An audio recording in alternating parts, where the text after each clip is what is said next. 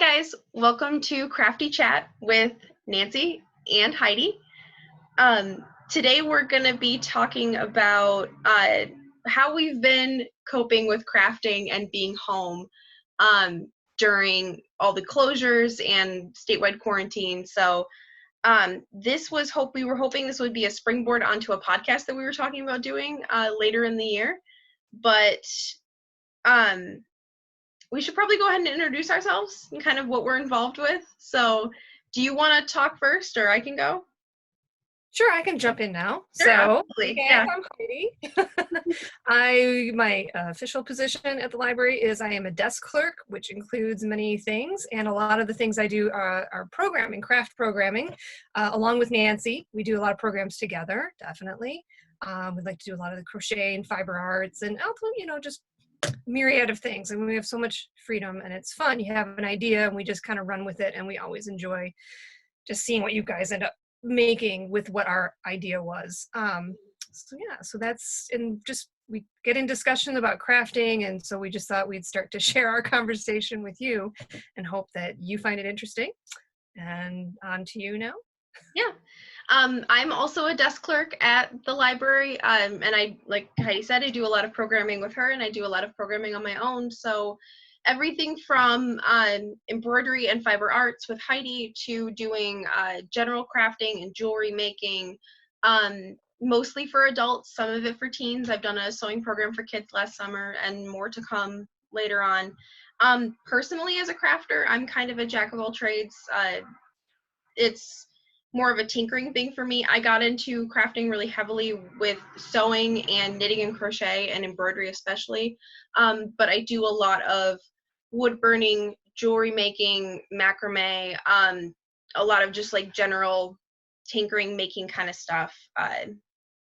So that's, and building those skills to kind of just be more like a general handyman kind of crafter.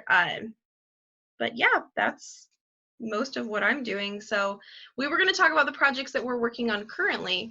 My list is really long. Heidi, do you want to show some of your stuff while I'm getting this over here? Because I've got a stack of stuff. Your dozens.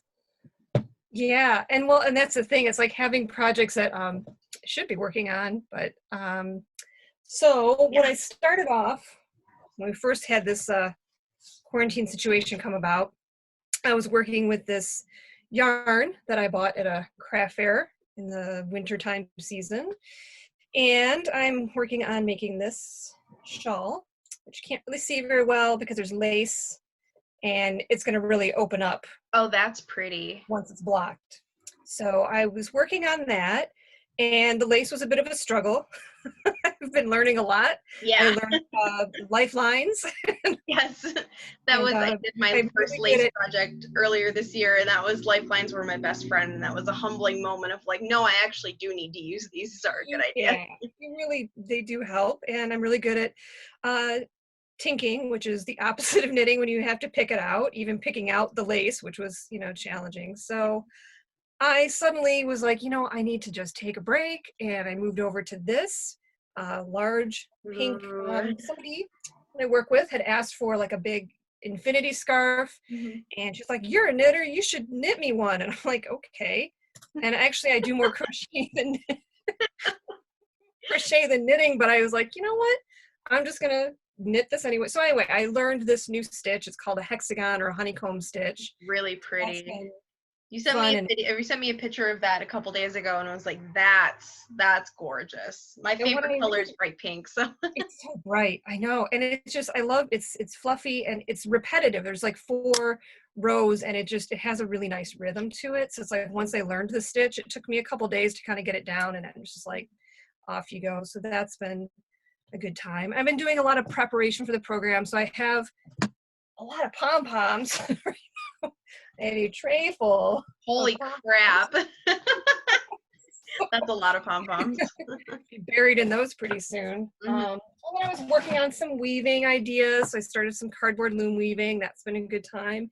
And then finally, I've been moving into paper mache. I used to work with clay a lot, and I have been really missing working with clay, and I did a lot of hand building towards the end of my days. I used to do wheel throwing more, and then I got into coil pots and hand building. So I made this the other day. Oh, So it's so cute.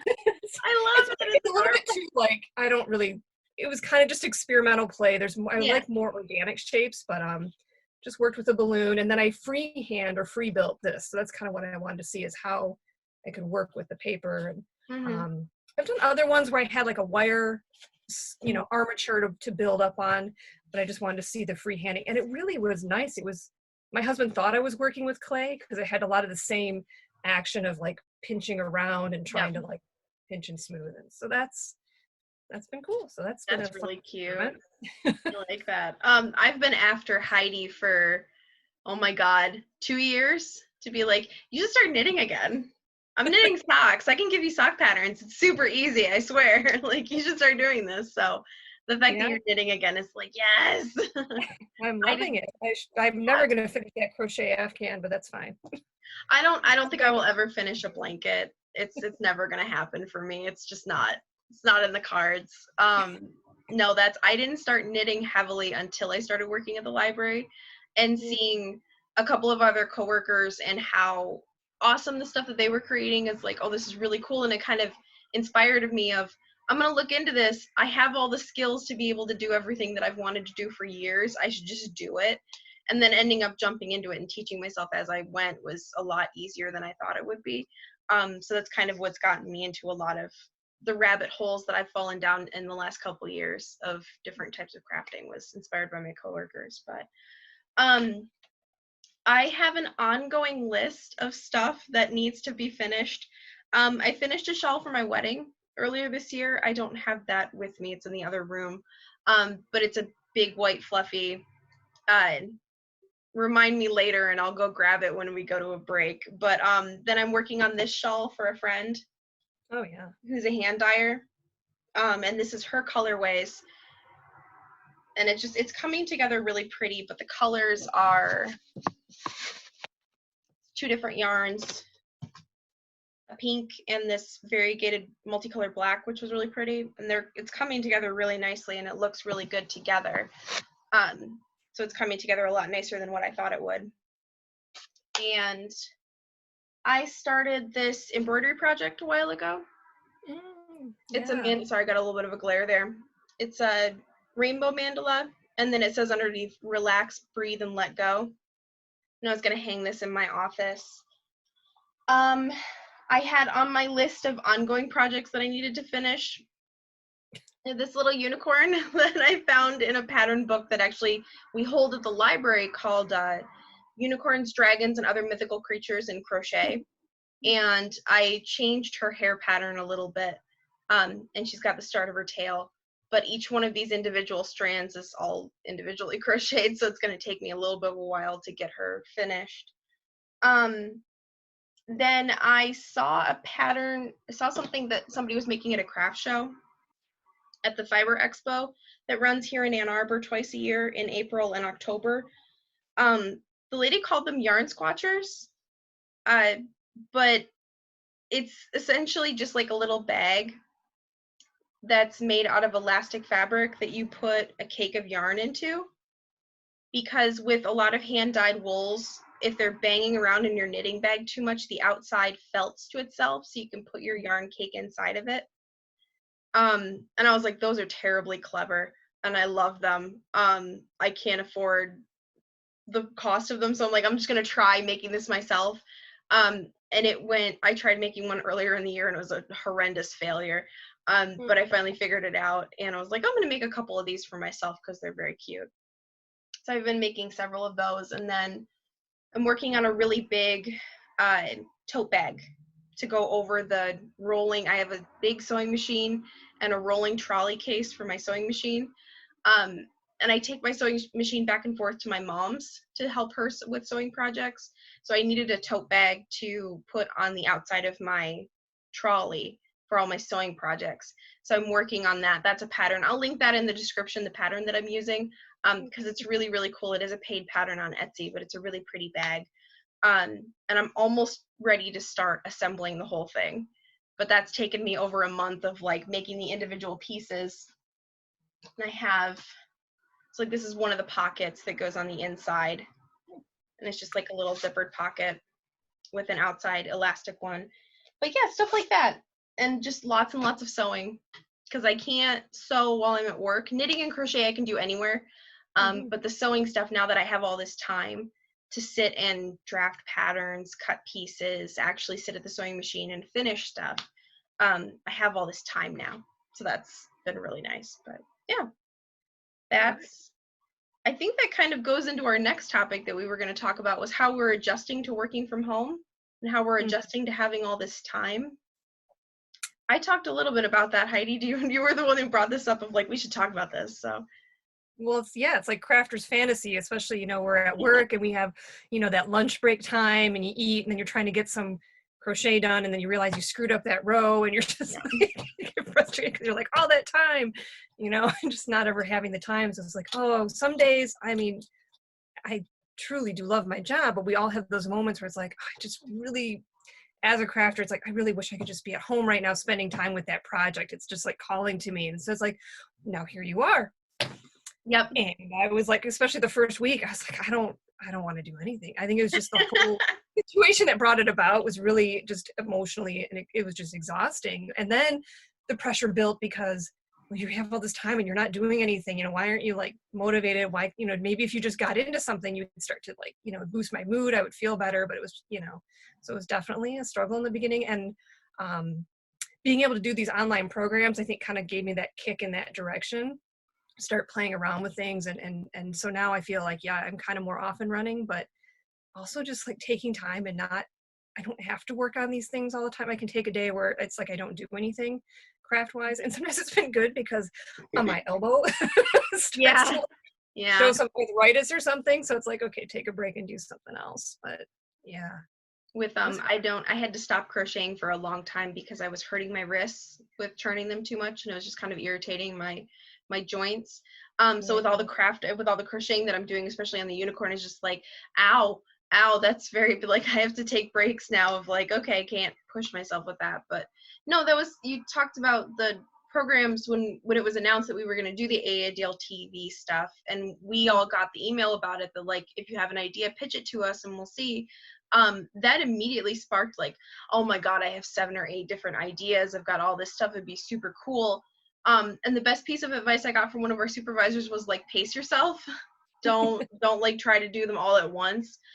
That was the best piece of advice I've ever gotten, because I have that trouble of like, I get really excited right at the outset of like, oh my God, I have all this time. I can do this, this, this, and this. And then it hits like 2 days later of like, okay, well, I've done one of those things, and now all of my motivation is just, you know, evaporated, and I don't have any more motivation to actually do more stuff. So I got most of the stuff that was on my list of things that I wanted to do actually recorded and done. So now I'm just having to come up with new ideas of like, how do I contribute to this? But I've kind of fallen into a little bit of a groove. I wasn't sure exactly how I was going to structure all the projects that I wanted to do, because like I said, my list is very, very long. I was not at a loss for ideas. So I was lucky enough to have that running list of things that I knew I needed to finish, where it was like, okay, I'm going to get up in the morning, I'm going to work during the week until, you know, noonish, have lunch, go for a walk after lunch, finish up what I need to do for work, and then in the early evening is my slot of crafting time. So like that 3-hour slot between, you know, 2:30 to 5, that's my time for working on the projects that I want to finish.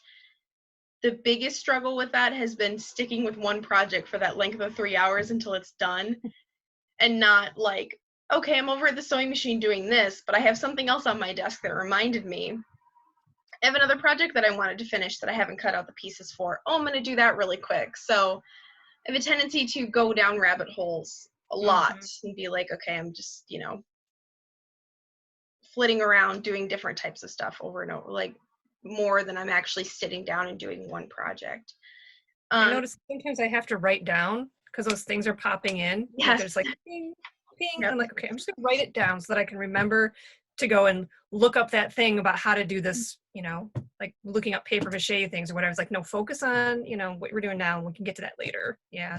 I keep a big planner, and that's been the best thing of like writing everything down and having a big list, or jotting myself a note in my planner of like, okay, I need to look this up, or just put it in the notes in my phone and then look at it later and figure out what exactly did I want to do with that and what I need to find. But yeah, motivation and discipline are definitely the two biggest things of like, I'm not doing great in the discipline front, but I'm definitely motivated. You're having fun, and we need to do that because we do. That's one of the things that I really loved about what I've been seeing online, not just with my coworkers, but like on social media, has been a lot of discussions of how do you pace yourself? How do you take care of yourself when you now have all this time? Because a lot of folks aren't used to working from home and aren't used to being at home so much. Because like as American culture, we're structured of, Monday through Friday, we have an 8-hour workday. That's just the way that our days are structured. And then everything outside of that, it isn't as important for some folks. So seeing that discussion happening online of like, how do you balance that? Or how do you reevaluate your time and restructure your time now that you're working from home has been really cool. The biggest thing that was the most helpful was a lot of graphics and discussions and articles of like, you don't have to be productive all the time. The outset of this pandemic was very traumatic for a lot of folks, of, totally upending our lives, totally changing everything, the way that we live, everything that we're doing. And it's okay to be compassionate with yourself of like, I don't have to do everything on my list. I can have days where I don't do anything, where I'm just taking care of myself. There's so much unknown. Like it's still an upheaval. Even like this last couple of days, a lot of, confusion with what's going on with, schools and people who work in the schools. Are they going back? But the kids aren't going back. And it's just like, it's just all over the place. So it is. And I don't think that anybody's in a position to really handle this in a perfect way. There is no perfect way to handle all of this and kind of restructure your life around something this. It's cataclysmic in a way of dealing with any natural disaster. You're kind of having to restructure your life of figuring out how do you live now? What's the new normal? That's my brother's a cancer survivor, and that's when I was younger, that was constantly the question of like, or the discussion of, well, this is the way it was, this is our new normal. So that was my dad immediately when this came out was like, oh, Nancy, look, we've got another new normal. And I was like, thanks. That's not what I wanted, but cool. So that was kind of interesting to have that conversation. But yeah, we wanted to talk a little bit about stash busting, because for a lot of crafters, if you've tried to go to Joann's or Michael's, all those stores are closed right now to visits, to like walk-in visits. They're doing a lot of ordering online and pick up at the store, but Heidi and I were talking a lot about like, we're finding things that we forgot that we had, or doing what's called stash busting of things that you've collected. So I haven't done, Heidi, do you want to touch on this a little bit? Well, I mean, it was partially, I think I started down that road because of doing some of the programming online and just like, okay, what do I have to work with? What are basic things that other people might have? Because as a crafter, I've got, a lot of things. It was like, so like I did the mandala drawing. It's like not everybody has a compass or even rulers and all that kind of stuff. It's like, how can you go about that kind of an activity? And that's what a lot of the focus of the programming has been. So it's accessible.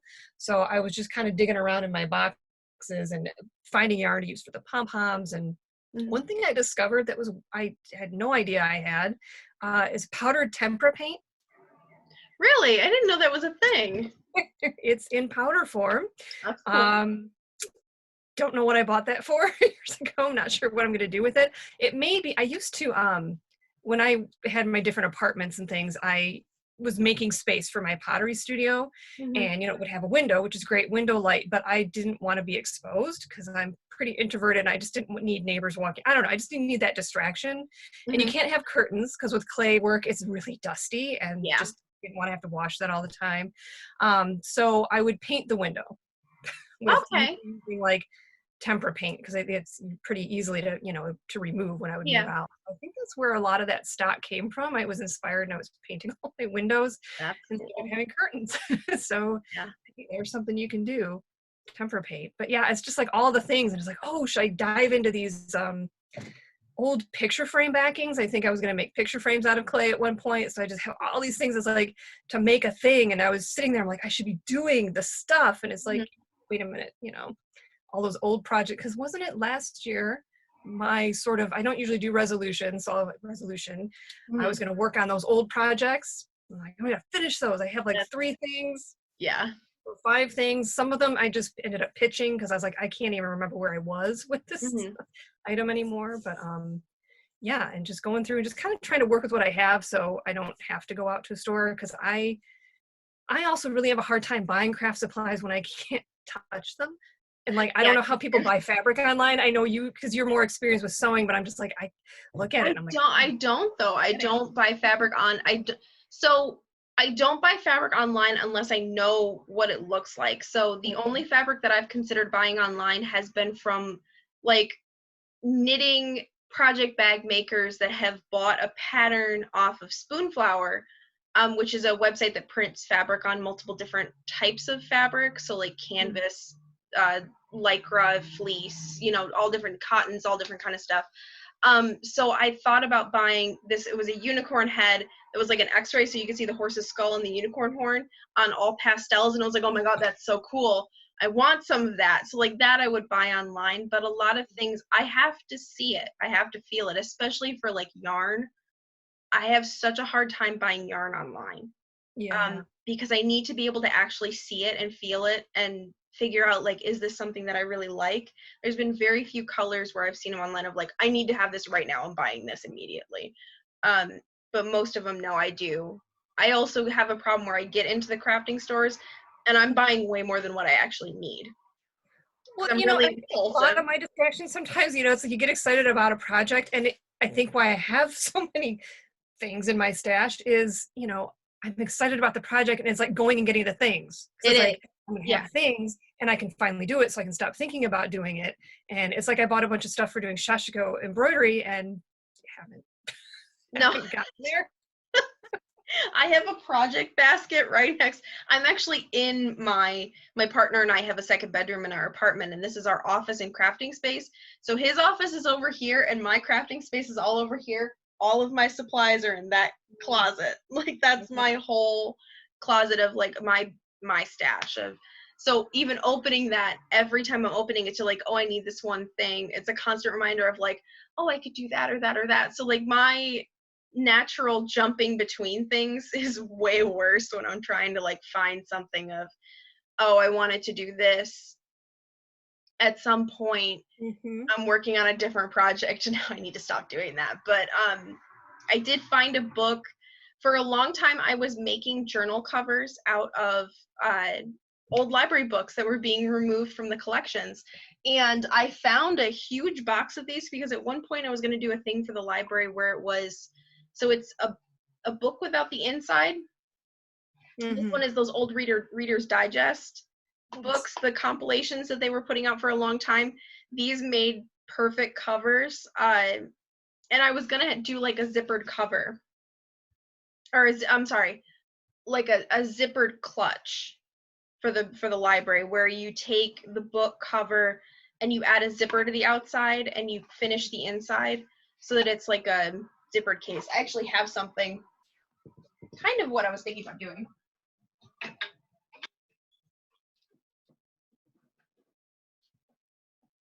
For my embroidery stuff, I designed this. It's a bigger book, but it's got a zipper around the outside. Oh, I had no idea that was a book. It was formerly a library book, but it's got pockets and stuff on the inside for all my embroidery stuff. So I wanted to do this, but smaller for the library, and I couldn't think of a way to do it where you would be able to finish it in 45 minutes. That's kind of like most folks that I know that are getting into crafting, they want a project that's like a half an hour to 45 minutes, and they want to walk away with something that's done by the time they've left the program.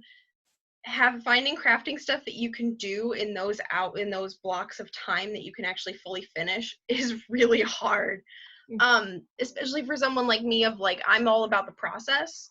I want to learn the skill so that I can then apply it later. So I have a little bit of a trouble adapting projects that I've done to. We don't finish a lot of projects because it's more about the process. Yes, exactly. Honestly, Yeah. So we're both process crafters. That's cool. I can finish that one day, and now I want to like discover this other thing. Yeah. Yeah. So that's part of the reason why my list is so long of like, I start into a process and then I get a little distracted of, now I'm down this other rabbit hole. But no, it's getting supplies. I haven't needed to get a lot of supplies because I have such a stock, but I have done 2 orders through Joann's online because I ran out of zippers. I was working on projects here at home where I was like, I just don't have the right ones. I need them. So I was able to order those and then pick them up at the store. My mom, when she came by yesterday for a visit, dropped off a bunch of fabric for me because she wanted fabric masks, which is another thing that's popping up a lot, especially in the last week. Joann's is actually offering free fabric for anybody who wants to sew face masks, where you can just pick it up at the store. And she was able to go to the Joann's in Jackson and get fabric for herself. And when she tried to come up to the one here in Ann Arbor, she couldn't get in. It was something where they're like, no, I'm sorry, you have to do the order online. So she brought me more supplies that I didn't necessarily need, but I was like, oh, cool, I have more fabric now. So that was kind of exciting. But no, there are ways to get things. And a lot of the kids' crafts that the staff have been doing through AADL TV are really, and the stuff that Heidi's been doing have been really accessible of like, these are generally things that you're going to have around the house, like paper plates and scissors and markers, or, a sock or something like that. It's, it's more accessible in that way because you're going to have those things, just any general person, not even somebody who's a crafter. Yeah. Which is really cool. Or you can even get sometimes like simple supplies at Kroger, yes, or Meijer, Yeah, no, yeah. Mm-hmm. And it's like Meijer and Target have crafting sections. I think, I'm trying to think of where else. Walmart has a big crafting section, but the Walmart here in Ann Arbor, the one in Ypsilanti, is closed. They did fully close that store, and that was planned before the pandemic. But right, yeah. So that's not accessible anymore. There is a Walmart in Saline though, so that would be a good spot to go get supplies if you needed them. It's a limited selection, but Walmart's the only one that has fabric, which is why I bring that up for folks who want to get into sewing and stuff. But yeah, I think actually looking at what we're doing as a library and then everything else online, I haven't seen this big of a push of having learning resources available for free. So like Joann's is opening up their YouTube channel and adding a lot more videos. They're offering free trials of Creative Bug. The library has a thing where you can access Creative Bug for free, and Creative Bug is a crafty learning website. I'm getting emails from Blueprint, which is another crafting website, of here's all the stuff that you can do for free with them. So I'm seeing a lot more things of like, there are opportunities to learn and there are opportunities for entertainment in a learning capacity while everybody is stuck, because this has never happened before with everybody being home and stuck. So yeah, that's a lot of experimentation, which is and a lot of creativity out there, which is great. Definitely, yeah. I've been really impressed with seeing how much everybody's coming up with and everything that I just blanked. Okay. I'm really impressed with everything that folks have come up with and that they've been able to do with the time, while fully understanding that that's because sometimes when I'm seeing other folks doing stuff of like, oh my God, I'm not doing enough. But that's a perpetual thing with social media, and even being a crafter on social media, as I follow a bunch of knitters and embroiderers and crocheters of like, you guys are doing so much with this time and I love what you're doing. Why am I not doing as much? But it's all individual. It's whatever you're comfortable with and whatever you have time for, mentally and physically. Yeah, definitely. Yeah. Well, and the cool thing about this format now with doing online streaming of programs, we can do things that take a little bit longer because you're talking about how, and not to have to be anything that's complex, but just certain crafts that have that span of time where you have to prepare part of it, let it dry, so that's been kind of cool that we can play with that, which is not something we can do in our regular face-to-face library programming. So that's been really inspiring as well. Yeah.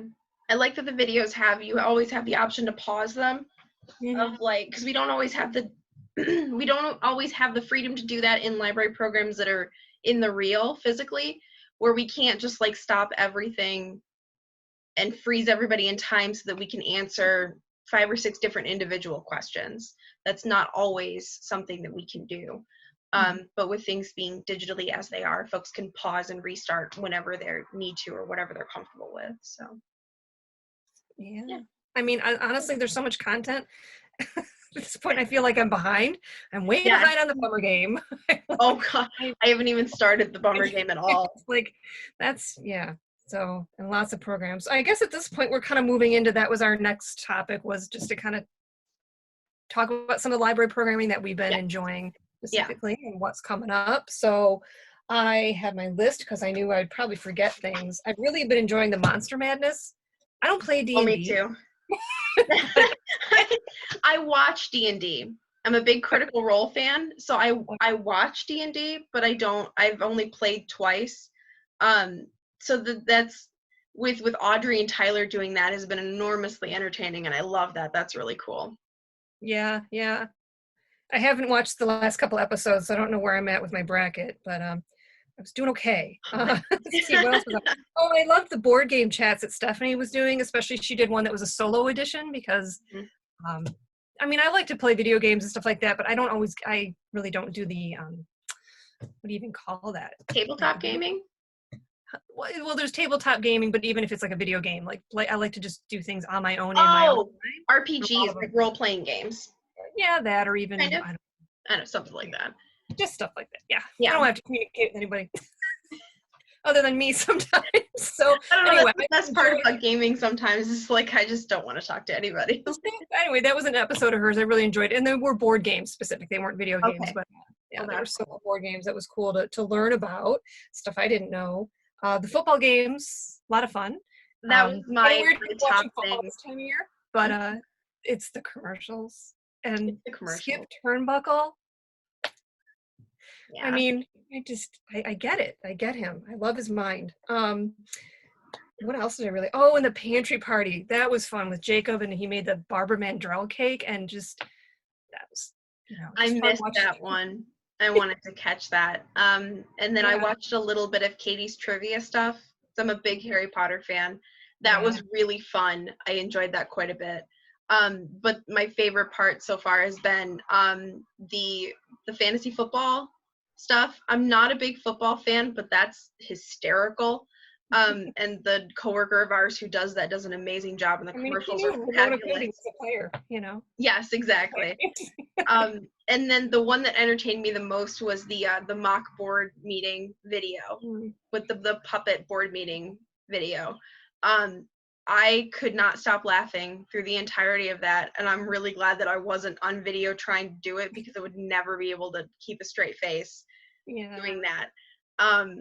But that was really, really fun to watch that. And then I can't remember.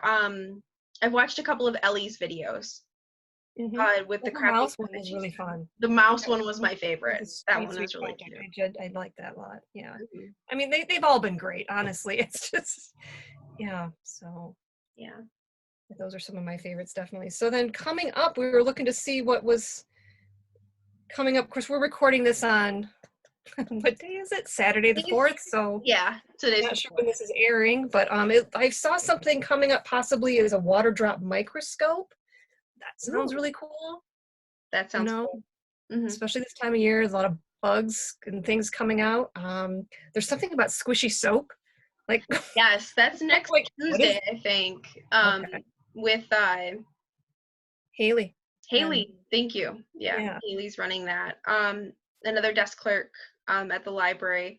And then we run I kind of outlined the schedule just generally because there's some pattern to what we're doing with AADL TV. There's story times every Monday through Friday at 10 a.m. and that's run by different youth staff who do the story times in the library.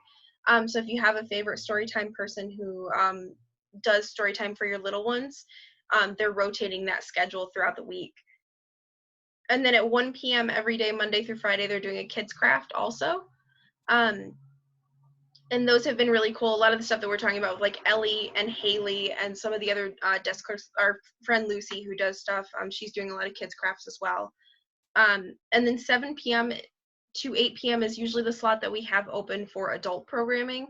So everything from Eli doing trivia programs and like Quiplash with his family, or us running crafting programs for adults. The Monster Madness stuff is at 7. Is that the 3?